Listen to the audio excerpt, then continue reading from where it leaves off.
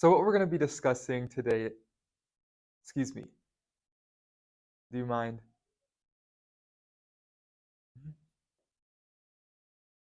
So what we're going to be discussing, seriously, it's rude. I'm trying to teach. Mhm. So what we're going to be discussing,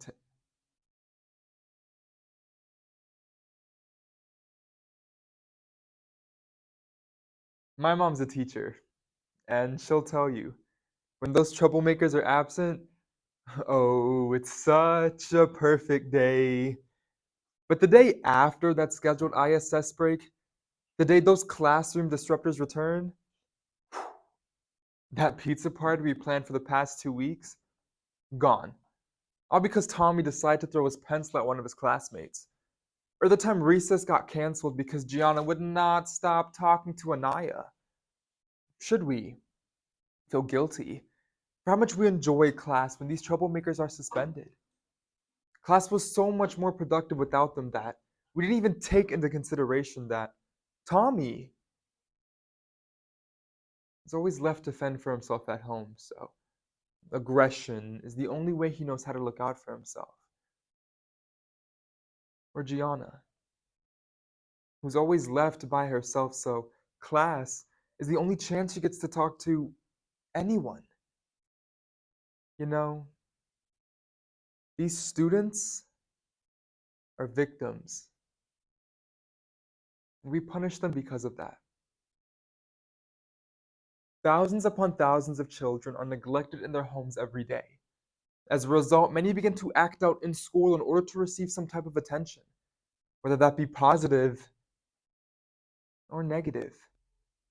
We then punish those children, who then begin to fall into a recurring cycle of negative actions leading to punishment, leading to negative actions, which again leads to more punishment.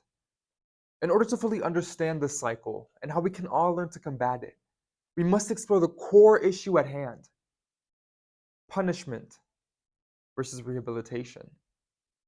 From there, we must discuss real stories of people who have been failed and stories of people who have been helped.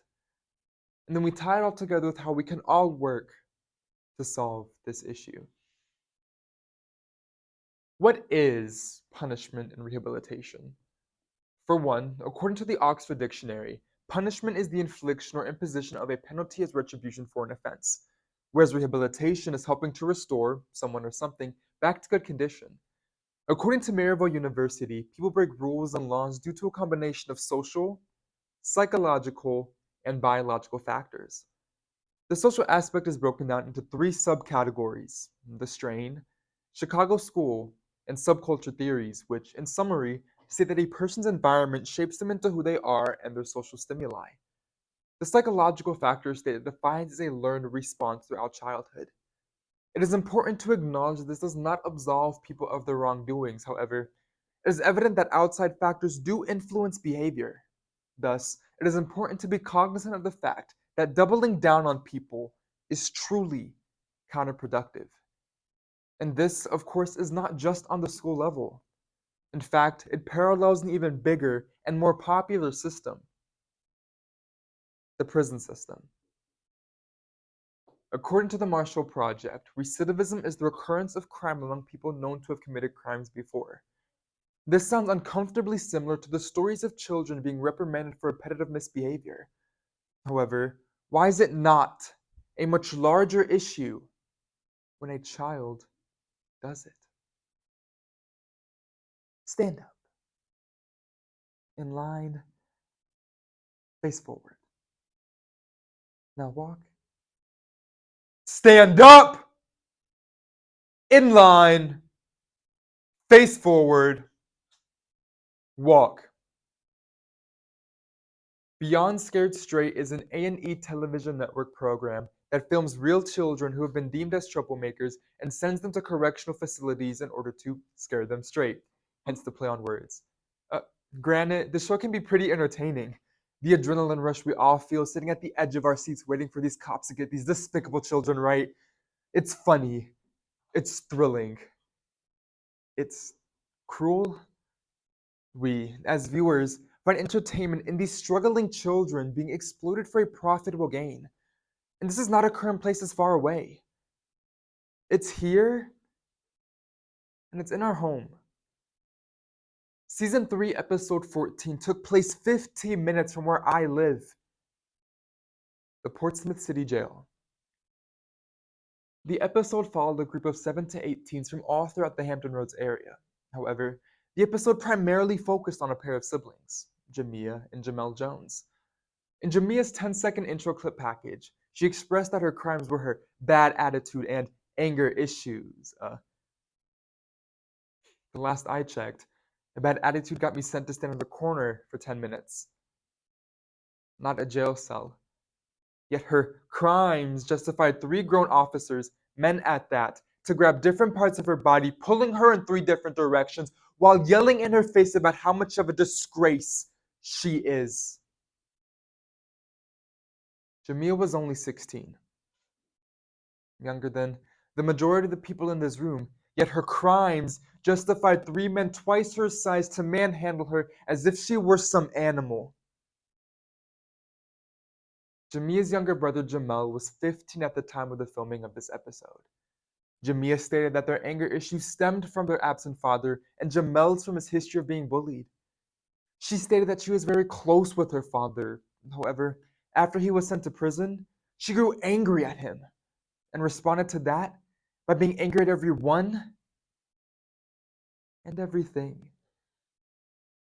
The episode then continued on by taking the teens throughout the facility, even threatening the 15-year-old Jamel to go into a cell with grown men while he cried hysterically about how badly he did not want to go in there.